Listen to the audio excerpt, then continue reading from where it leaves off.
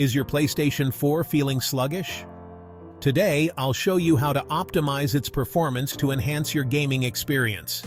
First, let's rebuild the database. This simple step can speed up load times and overall system performance. Next, maximize your controller's battery life by adjusting settings. Lowering brightness and disabling vibrations can make a significant difference. Lastly, tweak your network configurations for smoother online gaming. Changing DNS settings can reduce lag and improve connection stability. Check out these before and after comparisons to see the improvements firsthand.